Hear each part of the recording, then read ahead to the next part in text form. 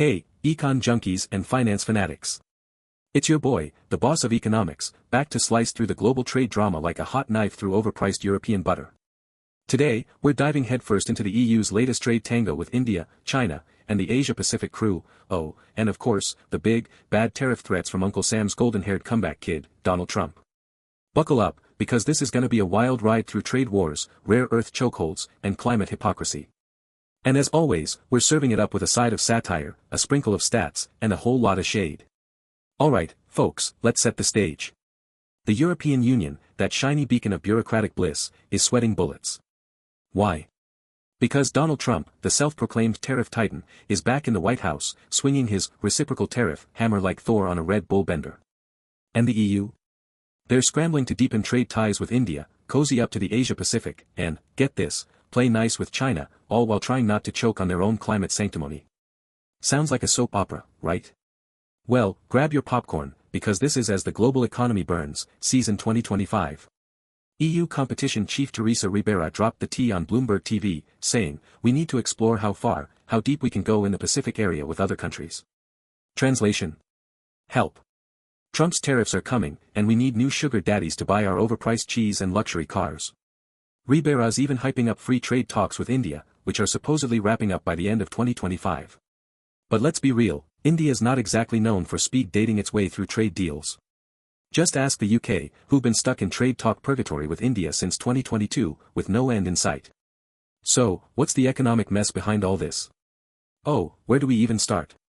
Let's break it down, boss economic style, from the surface-level drama to the deep, dark economic underbelly. And trust me, we've got the latest data, the juiciest examples, and enough satire to make even the most stoic central banker crack a smile. First up, let's talk about the elephant in the room, or should I say, the orange-haired bull in the china shop. Trump's tariff threats are back, baby, and they're bigger, badder, and more chaotic than ever. For those of you who've been living under a rock, Trump's been promising reciprocal tariffs on the EU and other trading partners, claiming it's all about fairness. Fairness, huh? Sounds like a guy who thinks fair means, I win, you lose. Now, let's get into the numbers, because numbers don't lie, unlike certain politicians.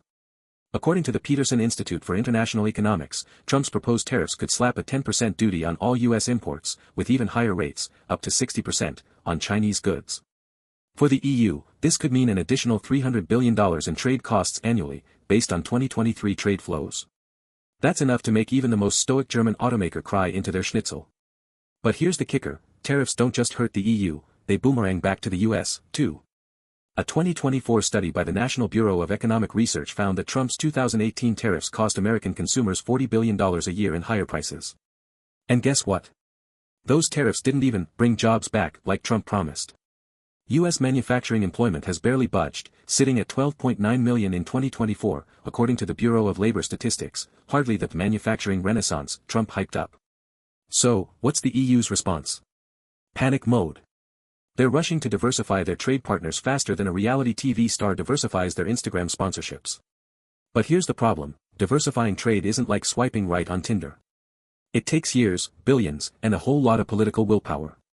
Just look at the EU's trade deal with Mercosur, that's South America's trade bloc, for you newbies. It took 20 years to negotiate, and it's still not fully ratified, thanks to French farmers throwing tantrums over Brazilian beef. Good luck, EU, trying to speed date India into a trade deal by 2025. Speaking of India, let's talk about the EU's new crush. Ribera's all starry-eyed, saying talks with India are quite important. No kidding, Teresa. India's the world's fifth largest economy, with a GDP of $3.9 trillion in 2024, according to the IMF. Plus, it's got a population of 1.4 billion people who are increasingly thirsty for European goodies like German cars, Italian wine, and French handbags. Sounds like a match made in trade heaven, right? Not so fast. India's a notorious trade tease. Sure, they'll flirt with you, but sealing the deal? That's a whole other story. Just ask the UK, who've been trying to lock down a free trade agreement with India since Brexit. As of mid-2024, they're still stuck in round 14 of negotiations, with India playing hardball on everything from whiskey tariffs to visa quotas for Indian workers. And the EU thinks they can wrap things up by 2025? Ha! I've seen faster progress at a snail convention. Here's the economic issue at play, India's got a protectionist streak a mile wide. Their average applied tariff rate is 17%, one of the highest among major economies, according to the World Trade Organization. Compare that to the EU's measly 4.2%, and you can see why these talks are more like a tug of war than a romantic waltz. India wants access to EU markets for its textiles, pharmaceuticals, and IT services, but they're not exactly eager to open their doors to European goods. Just look at the auto sector. India slaps a 100% tariff on imported cars, which is why your average Mumbai millionaire is more likely to drive a locally made Tata than a shiny new BMW. So, what's the takeaway? The EU's pinning its hopes on India as a tariff dodge lifeline, but this relationship's got more red flags than a communist parade. If the EU wants to make this work, they'll need to offer India some serious concessions, like maybe throwing in a few extra Airbus orders or easing up on those pesky EU regulations that Indian exporters hate. But even then, don't hold your breath for a 2025 deal.